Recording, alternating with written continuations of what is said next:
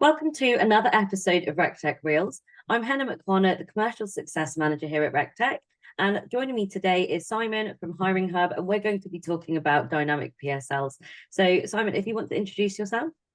Yeah, I'm Simon, founder of a business based in the UK called Hiring Hub, which started off life as a recruiter marketplace that connects employers to a network of independent specialist boutique recruiters, and more recently added a new product which helps larger enterprises manage their full third-party supply chain, so all third-party recruitment. Amazing. Okay, so you've got quite of the view over the recruitment industry. So with that in mind, what is a dynamic PSL in your words? Yeah, well, it's all around how you manage supply chain. So looking at, I suppose the reason we got to managing this PSL dynamically was through customers coming to us and their needs changing. Particularly if you look at the backdrop of the last few years, we've had COVID, had a surge in recruitment thereafter, particularly in digital IT, slightly cooling off. And as a businesses, was the macro economy changes, typically a business's needs changes as their market that they address changes. There's so much change in the world and in business and in individual companies. The old way of looking at PSL and supply management, of doing an audit to see who you've got, running through a tender process and then selecting your PSL for the next 2 or 3 years out, works to a point. But you may find things change within that 2 or 3 year period, that you want to bring in new recruiters, and onboarding numbers taking time and compliance issues, etc. So through our platform, we're helping companies monitor supplier recruiter performance in real time, so that they can find the right recruiter for the right candidate search in any moment, and equally work with any agency in the world compliantly. So ask questions about their PSL in real time. Is it right for today? Will it be right in 3 months' time or in 18 months' time? And make adjustments along the way, rather than selecting suppliers for a fixed period of time. Yeah, definitely. And I think it's almost bizarre to think that you're choosing a supplier for a two-year period, which 2 years tends to be the kind of roundabout time. And it's like so much can change in that time, exactly as you said. I mean, look how much changed during COVID. No one predicted that. So you're making these commitments. Yeah, and I think what was happening because of that, you'd select a big supplier, like a brand name like Hayes or Macquarie, because you knew that they were broad and they could cover a lot, and that therefore gave you some insurance against change. But actually, the recruitment agency market's completely changed in the last decade. Back, I don't know, 10, 15 years ago, I think there was circa 2,000-3,000 recruiters in the UK. There's now 30,000 recruitment agencies in the UK. So that fragmentation has been caused by technology. And the accessibility of candidates, etc., through LinkedIn and what have you. So, yeah, in this new world, sticking to a single supplier when the supply chain is that broad, it makes no sense whatsoever. It's crazy. It is. Yes, the bigger questions are like, well, how do you then select suppliers? When do you select them? And then what do your terms look like in that whole compliance and payment processing? How do you manage that to support dynamic or faster change and moving environment, versus, because you do it the old way because the systems weren't set up to do it in the way. It took time to onboard a new agency, agree terms of business, fees, all that complexity, particularly for large firms. So they just didn't have the fleet of foot, the technology to manage things any other way.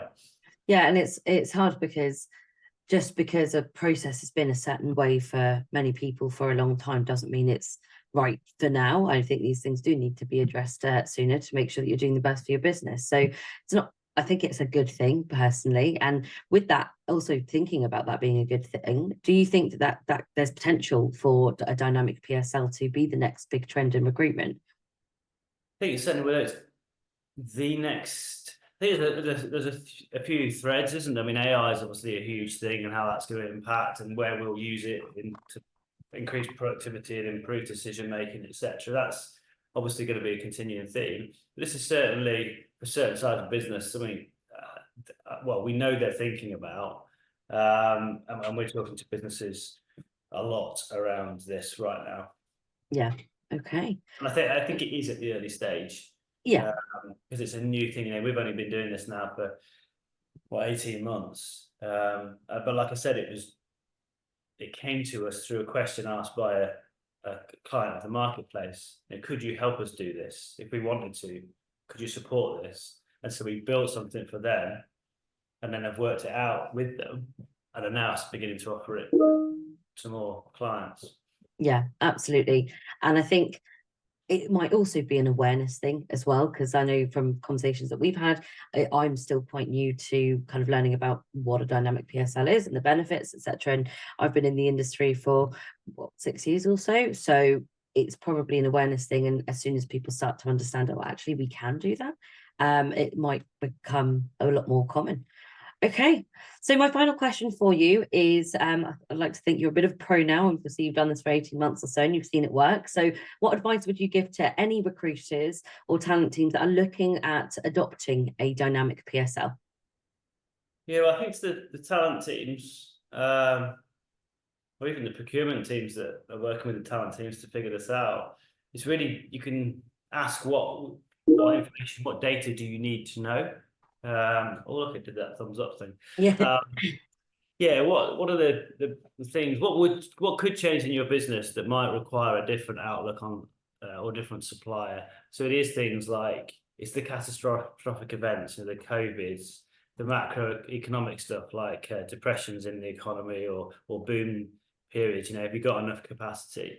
Your own business and its specialisms, and you know, are you going to be growing the sales team or the IT team or the legal and compliance team, and what suppliers do you need? If you know, if this happened, if you won this big contract and you needed to increase the tech team or the sales team, do you have the right supply chain? Yeah. Is that likely to change in 3 months, in 6 months, in 12 months? So you don't have to. So it's understanding that environment and having almost like a tick box exercise of, it would be nice to have this, because if in the old model you planned for that, you'd have a PSL of 100 recruiters or 200 recruiters because you plan for everything. Whereas now you don't have to. You might have a core group of, I mean, 10, 15 suppliers, depending on the size of your business, but then some elasticity in that, and another standby PSL, or you work with someone like us who can go out and find recruiters and bring them on compliantly within an hour to get them working on certain roles. And help you identify and search for those boutique recruiters as well. So it's really asking the questions of what could happen in this business over the next, pick a period, 12 months, 24 months, 36 months, and how might we best set up for that? What might we need? And how then, therefore, would we measure that? Yeah. Know ahead of time what we would be looking for. From a recruiter perspective, I suppose making them aware of, you know, we help companies measure supply performance and quality. So it's being aware that you know, when they're working with a company that uses a PSL management tool like Hiring Hub, we're tracking things like the number of roles they work, the number of candidates they submit, the number of those candidates they get to first interview, to second interview, to placement, etc., to build up a quality score. So that we can advise, or so that the technology can say, this is a good, you know, if you're looking for a salesperson in a fintech in London, these are the 3 recruiters you should be working with. If you're after an IT specialist in Plymouth, this is the only supplier. They fill every role. So it's knowing now that technology does track these things, Yeah. and being mindful of that. I think through the process. I mean, yeah. Yeah, I think that's a good point. Yeah, I'm just thinking back to the original customer that came to us. The reason they came to us was to improve the agency experience. That was their big thing. We want to improve the agency experience because we know if we manage our supply chain better, we'll probably see better candidates because they'll want to work with us. So it was born from that. Oh, how interesting. Idea. Yeah, it's almost like it's kind of come from a backwards kind of way of coming up with that idea. But no, I think you've made a really good point there. I think if you have the ability to spot those gaps and think about what you might need. It's about making that happen, which, as we know, in these larger companies, and I mean all companies for that matter, it's not the easiest task when you don't really know where to start. So it's good that products like yours exist to help people through that. So thank you so much. And if you are watching this and you're in the market for a new ATS or CRM, then please do take advantage of our unique fee-free comparison platform, Rectec Compare.